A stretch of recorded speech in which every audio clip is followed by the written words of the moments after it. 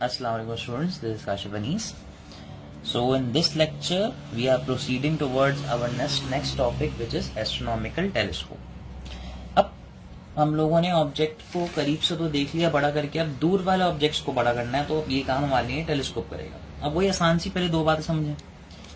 Object अब रखा है जी बहुत दूर इन्फिनिटी पे, तो जब इन्फिनिटी पे ऑब्जेक्ट होता है तो उसकी इमेज बनती है फोकस पे। ये लेंस जो कि ऑब्जेक्ट के सामने ऐसे कहते हैं दोबारा से ऑब्जेक्टिव, तो दूसरा ऑटोमेटिकली कहलाएगा आईपीस।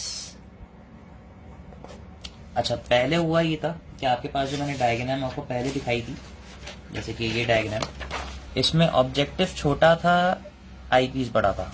लेकिन अब ऑब्जेक्ट बहुत दूर है तो लाइट रेस को कैच करने की नहीं है, ऑब्जेक्टिव को बड़ा करते हैं, आईपीस को छोटा करते हैं। लाइट रेज आती हैं, इमेज बना देती हैं फोकस पे।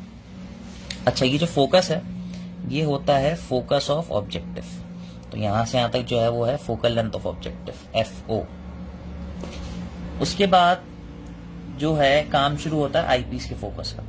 अच्छा, आईपीस का फोकस थोड़ा सा बाद में ही रखा जाता है, हल्का सा, ठीक है।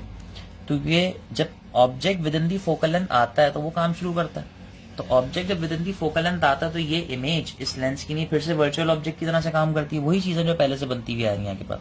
ये असल में है तो एक अदद रियल इमेज, लेकिन उस लेंस की नहीं, ये काम कर रही है वर्चुअल ऑब्जेक्ट का। इस लेंस की नहीं, लाइट रे निकल के ऊपर जाती है, ये भी ऊपर चली जाती है। जब अपनी ह्यूमन आई से इसको यहाँ से बैठ के देखते हैं तो आपका सत्ता नीचे आए कहीं मिलेंगे, और जहां पे मिलते हैं वहां पे एक बड़ी सी नई इमेज तैयार हो जाती है। तो इस इमेज को हम कह सकते हैं I1 जो कि रियल थी, लेकिन इस इमेज को हम बोलेंगे I2 जो कि असल में है virtual comma erect and magnified. वैसी काम हो रहा है, वैसे ही बिल्कुल जो है सारे काम किए जाते हैं यहाँ पर, और ये भी लीस्ट डिस्टेंट विजन भी बनती है। खैर, तो ये तो वही पूरा डिस्कशन हो गया भाई जिस तरह से होता था। बस ऑब्जेक्ट का मसला था, पहले ऑब्जेक्ट सामने रखा था, नहीं अब ऑब्जेक्ट बहुत दूर रखा हुआ है। अब सबसे इंपॉर्टेंट चीज जो है बेटा, और तो यहां से जो बच जाएगा वो बच जाएगा फोकल लेंथ ऑफ आईपीस। सबसे इंपॉर्टेंट चीज जो होती है किसी भी ऑप्टिकल इंस्ट्रूमेंट की नहीं, वो होती है उसकी मैग्निफिकेशन।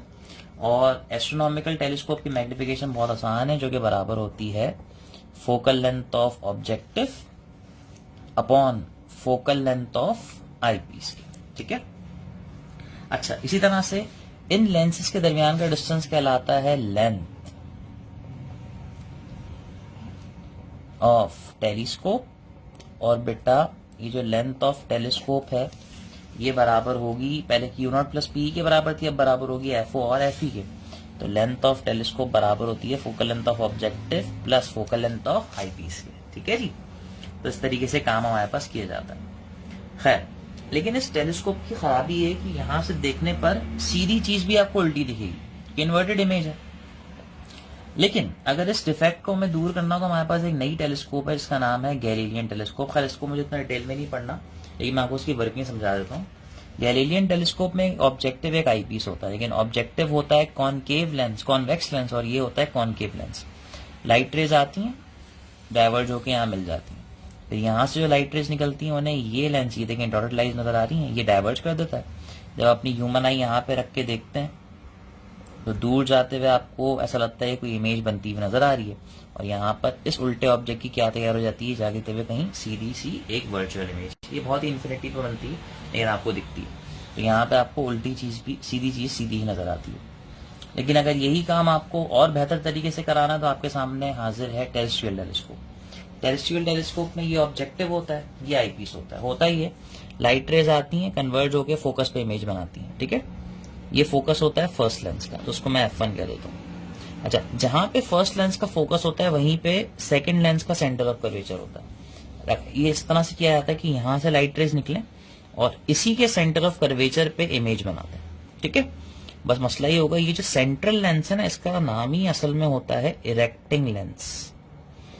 ये इस उल्टी इमेज को सीधा करने का काम करता है, क्योंकि जब ऑब्जेक्ट जहां पे हो वहीं पे इमेज बने तो उसके साइज पे कोई इफेक्ट नहीं पड़ता।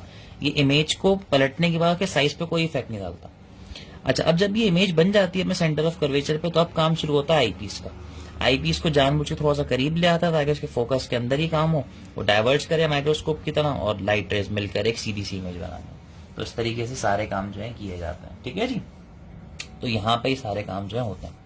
खैर, तो इन दोनों में फर्क से इतना सा है, इसकी मैग्निफिकेशन कोर्स पे ही नहीं, इसकी मैग्निफिकेशन है, इसकी मैग्निफिकेशन होती है FO अपॉन FE, लेकिन जो ये लेंथ है ये डाइवर्जिंग है तो यहाँ पे माइनस आ जाता है, और इसकी लेंथ निकालने का तरीका भी होता है FO माइनस FE। इसकी मैग्निफिकेशन हमारे कोर्स पे नहीं है, लेकिन इसकी लेंथ है। अब वो लेंथ कौन सी है जी, यहां से यहां तक है फोकल लेंथ ऑफ ऑब्जेक्टिव, यहां से यहां तक जो डिस्टेंस है वो 2f है, क्योंकि सेंटर ऑफ कर्वेचर 2f पे होता है। ये भी जो है वो 2f है, और यहां से यहां तक जो है focal length of I piece है। तो लेंथ ऑफ टेरेस्ट्रियल टेलीस्कोप बराबर होती है focal length of objective plus 2 + 2 4 focal length of central lens plus focal length of I piece. तो इस तरीके से टेरेस्ट्रियल टेलीस्कोप आपके सामने काम करते हैं, ठीक है। तो आप लोग जो है इसका एक डिटेल व्यू देख लें, पहले आप इसको देख लें।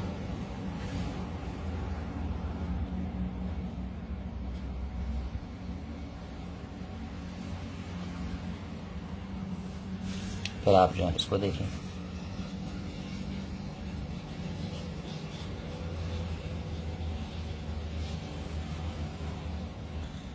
चलिए ये बस हम न्यूमेरिकल सॉल्व करते हैं और ये काम जो है पूरा हो जाएगा, बस हमारे चैप्टर एंडिंग की तरफ आ गया। In astronomical telescope, the distance between objective and eyepiece, objective और आईपीस के दरमियान का डिस्टेंस क्या कहलाता था एस्ट्रोनॉमिकल टेलीस्कोप में, उसे हम कहते थे लेंथ ऑफ टेलीस्कोप। एमसीक्यूज होते हैं तो बस मैंने आपको समझाने के लिए सारे पॉइंट्स बना के लिख दिए।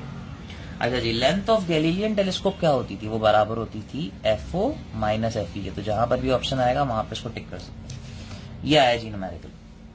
The length of astronomical telescope is this, ये लेंथ है, and its magnification is this. The focal length of objective and eyepiece will be, अब देखें आपको M यहाँ पे गिवन है 19 और जो लेंथ है वो गिवन है 100, और आपको फोकल लेंथ ऑफ ऑब्जेक्टिव और फोकल लेंथ ऑफ आईपीस मालूम करना। अच्छा जी, एस्ट्रोनॉमिकल टेलीस्कोप में फोकल लेंथ ऑफ ऑब्जेक्टिव और आईपीस इस तरीके से रिलेट होते थे और लेंथ होती थी इस तरीके से रिलेट, ठीक है। आपको करना सिर्फ इतना सा काम है, साइमल्टेनियसली सॉल्व करना है। इसका मैं शॉर्ट ट्रिक बताता हूँ आपको। सबसे पहले आप FO को सॉल्व करें, FO निकालेंगे जैसे यहाँ भेजना तो ये बराबर हो जाएगा MFE के, ठीक है। अब M तो पता है 19 है, पता जो नहीं है वो FE है। तो अगर किसी तरीके से FE पता लग जाए तो आसान सा काम हो जाएगा। FE के लिए सारा काम है, आपको सारा सॉल्विंग करनी पड़ेगी। तो FE को याद करने का मैं एक शॉर्टकट बताया था, वो शॉर्टकट है L/M+1। जब भी लेंथ गिवन हो और मैग्निफिकेशन गिवन हो और FE निकालना हो तो सबसे आसान शॉर्टकट, ये सॉल्व फॉर्मूला मैंने बता दिया आपको, उसको याद करें। लेंथ कितनी है जी, आप देख सकते हैं 100, मैग्निफिकेशन कितनी थी 19। अब देखिए मैं डायरेक्ट करूंगा 19 और +1 तो बन जाएगा 20, 0 से 0 कैंसिल, 2 से ही कैंसिल तो आ गया 5। तो focal length of I piece आ गई 5 सेंटीमीटर। अब उसी को आप यहां पुट कर दीजिए, तो 19 × 5 करेंगे तो ये आ जाएगा 95 सेंटीमीटर, ठीक है। तो इस तरीके से न्यूमेरिकल सॉल्व हो जाएगा। अब हो सकता है किसी के दिमाग में ये भी सोल्यूशन आ गया कि सर हमारे पास 4 ऑप्शन होंगे, जैसे फॉर एग्जाम्पल मैं यहाँ पे कुछ ऑप्शंस लिख देता हूँ कि हो सकता है टेस्ट में एक ऑप्शन दिया हुआ हो फोकल लेंथ का 90, दूसरा गिवन हो 5 सेंटीमीटर, तीसरा गिवन हो 95 और 5, तीसरा गिवन हो 80 और 10, और फिर उसके बाद चौथा गिवन हो 90 और 2 एंड सो ऑन। तो अगर हमें पता है कि फोकल लेंथ ऑफ ऑब्जेक्टिव और फोकल लेंथ ऑफ आईपीस को ऐड करो तो लेंथ के बराबर होते हैं। तो अगर हम इन दोनों ऑप्शंस को ऐड करें जो कि हमने अभी सॉल्व करें तो 100 आ रहा है आंसर। सही बात है, बिल्कुल सही, कोई फर्क नहीं पड़ता, आप ऐसे भी सॉल्व कर सकते हैं। अगर आप ऑप्शंस के सारे ऑप्शंस को नंबर्स को ऐड करें और वो लेंथ के बराबर आए तो वही आपका आंसर होता है, बिल्कुल सही बात है।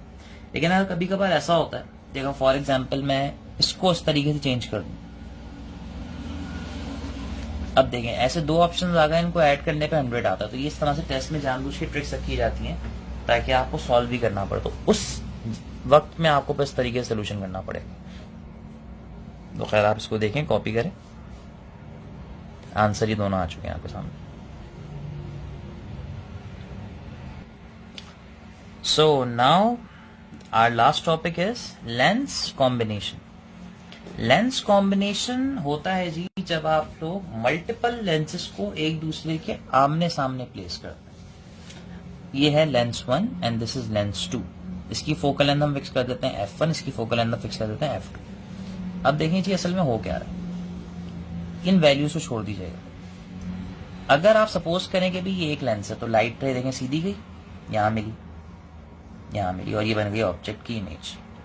लेकिन जब ये दूसरा लेंस रखा तो इसने लाइट रे को थोड़ा यहाँ के बजाय यहाँ पे कन्वर्ट कर दिया और इस लाइट रे को सीधे जाने के बजाय पहले मोड़ दिया, तो देखें इमेज थोड़ा पहले आ गई, छोटी तो हो गई लेकिन पहले आ गई।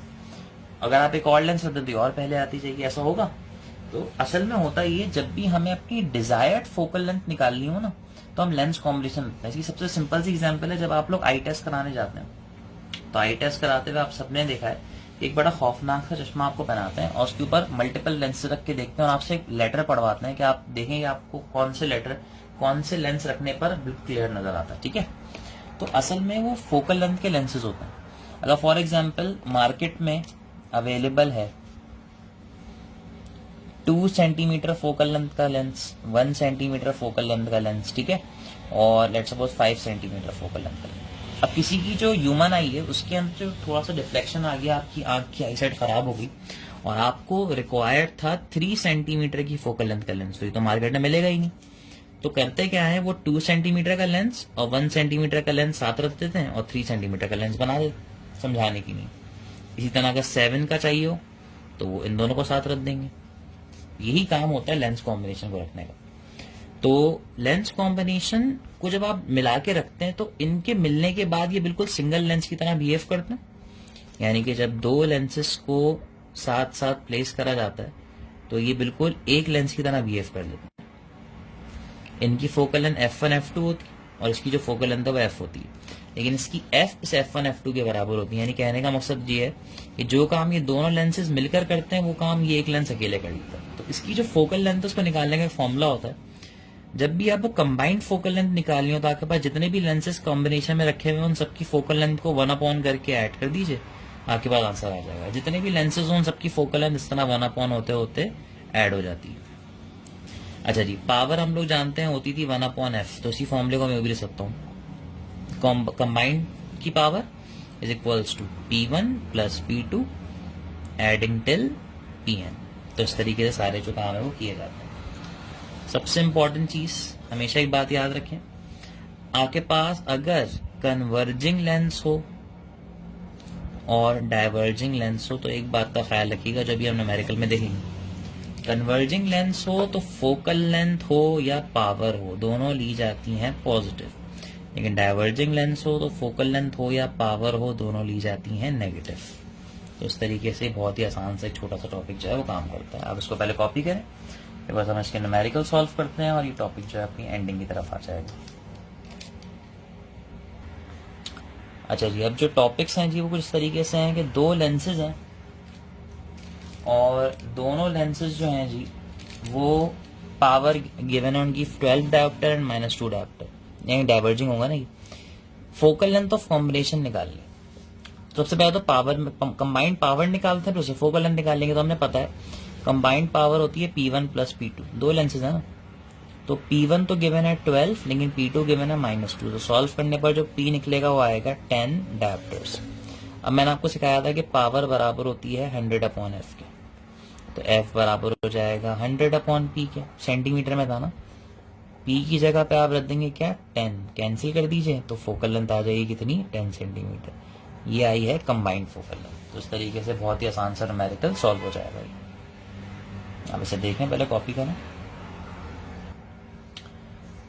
नेक्स्ट न्यूमेरिकल में वैल्यूज कुछ और हैं। 2 lenses are in contact, a converging lens of focal length this and a diverging lens of focal length this. What is the focal length of combination? आया जरा सॉल्व कर लेते। 1/f is equal to 1/f1 plus 1/f2। f1 की जगह पे आ जाएगा 30, f2 की जगह पे आएगा -10 प्लस माइनस माइनस 1/30 माइनस 1/10। क्या तरीका सिखाया था जी, नीचे वाले मल्टीप्लाई ऊपर क्रॉस मल्टीप्लाई, 30 10 जा 300, 10 1 जा 10 माइनस 30 1 जा 30, तो ये बन जाएगा माइनस का 20/300। 1/f है, इसको पलट दीजिए सीधा कर दीजिए तो ये बन जाएगा -300/20। माइनस से माइनस कैंसिल, 2 को 30 से कैंसिल करें, 30 को 2 से कैंसिल करें तो आंसर आ जाएगा -50। ये -15 इंडिकेट ये कर रहा है कि जब ये दोनों लेंसेज मिला के रखे जाएंगे तो इनके मिलने के बाद जो कंबाइंड फोकल लेंथ होगी उसमें डाइवर्जिंग की नेचर ज्यादा होगी, यानी कि वो दो लेंस मिलकर लाइट को कंबाइन नहीं करेंगे बल्कि डाइवर्ज कर रहे होंगे, यानी कि वो दोनों लेंसेज मिलने पर डाइवर्जिंग इफेक्ट को ज्यादा डोमिनेट करेंगे as compare to converging effect. तो इस तरीके से काम जो है वो किया जाता है। ठीक है जी, तो आप इसको कॉपी करें।